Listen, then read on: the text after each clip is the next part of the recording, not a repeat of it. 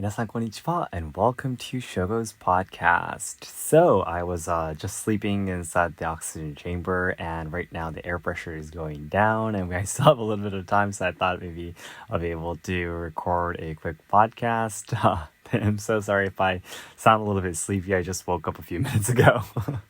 I was sleeping inside the chamber for about an hour, I think. Yeah, I feel so much better already, by the way, even though I'm still inside the chamber. Yeah, it's been a while. I was actually, I was in Ibaraki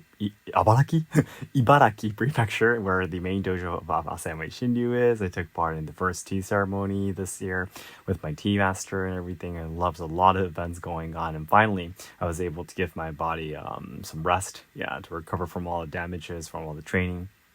Not just filming this time, but I was able to do 5 hours of training with Asayama Yushin-ryu in this opportunity, so it was great. But anyways, today, I'm not going to be talking about Asayama Yushin-ryu, actually. Well, a little bit, I guess. But mainly the story is about Yushin-ryu, the Yushin-kan.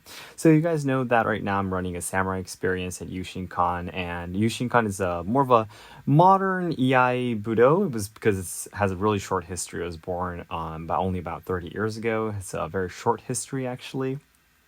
And I do train in it a lot, though I do really enjoy the training. I love the people there, and I often talk about it, right? But there were some people asking me, like, Shogo, like, why do you continue to train in so many ryuha? Like, isn't there like one favorite one that you like the most, And I too was thinking about that as well, because if you consider the skills that you learn in the ryuha, to be honest, if you want to learn the most practical skills using katana or samurai weapons, to be honest, I do not know any other ryuha that is better than Asayama Yushin-ryu, to be honest. I'm not saying that either is better, by the way. I personally train in 3, right? Musoji Eishin-ryu, I train in Yushin-ryu, I train in Asayama Yushin-ryu, I train in all 3 of them. I'm not saying that being more practical is better, right? So then, but a lot of people, most people, I think, that are in the comments especially, are always like, the more practical the better, So a lot of people have been asking me, and I've been asking myself, why do I continue to train the other 2 ryuha, especially Yushin-ryu, when Asayama Yushin-ryu is obviously more practical. And the thing is, I actually think so. I really think that Asayama Yushin-ryu is absolutely a lot more practical than Yushin-ryu. Why do I still continue?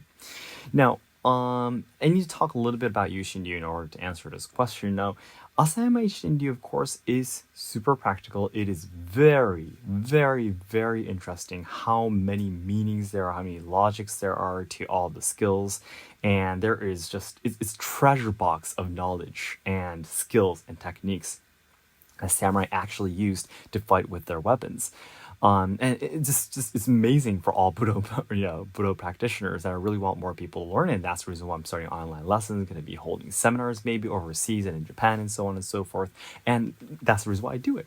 But also at the same time, though, what's great about Yushin-ryu is that because it is a new modern, martial art, there's a lot of, what should I say, aspects to it that really matches this modern world, I personally feel.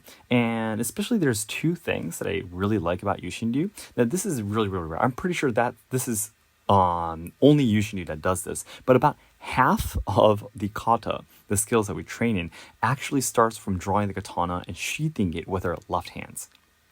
It's very rare. Of course, there are many other ryuha that have techniques where you start drawing the katana with your left hand, but each ryuha will usually only have like a countable amount of kata that starts from drawing the katana with your left hand, but in Yushin-kan, half of it, almost, or maybe even more than half, starts from drawing the katana with your left hand, actually. And this really, I would say it's wonderful to people who are left-handed. Again, in the past, for the samurai, everyone had to be right-handed. And even today, you're basically forced to draw the katana with your right hand, always keeping the sword on your left waist. And keeping the sword on your left waist, yes, that is still the way in Yushin-kan too. But even if you're left-handed, being able to do kata that starts with the left hand makes being left-handed a big advantage. Yeah. And of course, even in Asayama Yushin-ryu, if you are left-handed, there are tons of advantages, by the way. But it's really a lot more easier to understand how beneficial it is to be left-handed, first of all. And of course, if you're right-handed, of course, there's another half of the kata that starts from right-handed, drawing. So It's always fair. And that's the first thing. There's a lot of left-handed techniques in Yushin-ryu that I really like. That will definitely be, what should I say, enjoyable and more accepting. People with who have their dominant hands as left hand. And the second thing is that Yushinkan actually has women iai. Women iai. It's called josei iai. Josei means women in Japanese. So there are iai kata that only women train in. Yeah. So it's the kata, it's iai kata, but it's closer to more of a ritual actually that's made specifically for women. Now, I'm pretty sure there will be opinions on if this is a good thing or not. Is dividing, men and women a good thing or not? But I really feel that Yushin-kan and Yushin-ryu, the idea, the concept was to give more a chance for women to, work,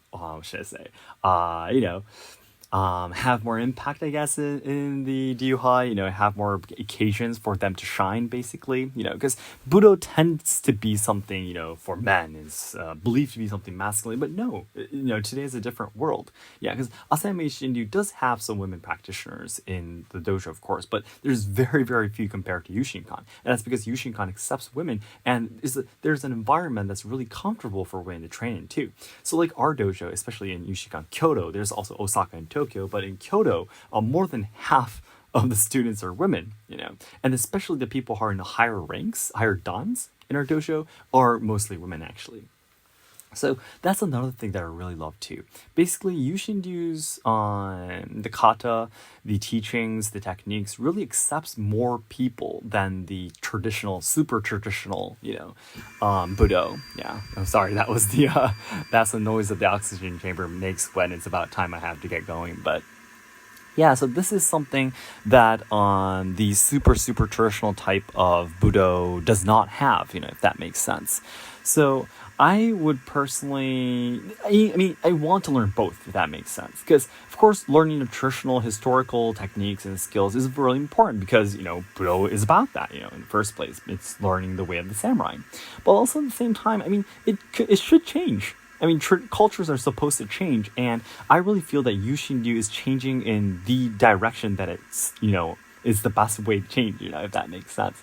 And that's exactly the reason why I want to continue to train Yushin-ryu, because I completely understand that there will be a lot more people in the future who wouldn't be interested in training at Asayama Shinryu, because it's really, what should I say? It's the techniques and the skills and such are very powerful and strong, and it really is to take away someone's life, and you really need to have a lot of guts to train in it, to be honest. But Yushin-ryu, of course, we do kenjutsu, and some skills do require some courage. But also at the same time, it still accepts a lot more people. So I'm pretty sure there will be people who are like, okay, I want to train Yushin-ryu, but Asayama Shinryu is a little bit too much, if that makes sense. So that's exactly the reason why I want to accept as many people as possible around the world who are interested in training Budo, right? And that's exactly the reason why I want to continue to train Yushin-ryu. Hopefully, if I get to a certain dan, I can convince my instructor to start online lessons for Yushin-ryu too, but we'll see how that goes. But I hope you can look forward to it. So then everyone, as I always say, the ultimate goal of my life is to make all Japan lovers' dreams come true. So I know there's a lot of people studying Japanese, willing to come to Japan to study, travel, or work, or even train traditional culture and such. However, I am very afraid that Japan will not be able to make everyone's dreams come true in the future, because we're facing a lot of social problems, we are losing our traditional culture, and the younger generations who are supposed to be carrying on the good things about Japan are dying because of all the social issues being shoved against them. So I really want to dedicate my life trying to make Japan a better place. I want to try to solve the social problems, preserve and evolve traditional culture, and also help out the younger generations so they can have a brighter future. And to do this, the nearest goals I have right now is to achieve 100,000 subscribers on my new channel, Seki Sensei, by the end of 2023. Also make the Yushinkan Samurai experience a big success by welcoming more than 50 guests per month. Yeah, and also all the other activities that I'm doing, like starting to teach Japanese, or the activities I do on Let's Ask Korea, everything are all in the description box. I hope you can check that out for me, guys. Okay, thanks so much. The air pressure is going to be going down to the normal number soon, so I will get going. I actually have a little bit of interpreting at the Yushinkan Samurai experience today, actually, too, and we're going to be having about 3 guests coming, so I'm really excited about that. Okay, I will be talking to you guys soon. Bye-bye.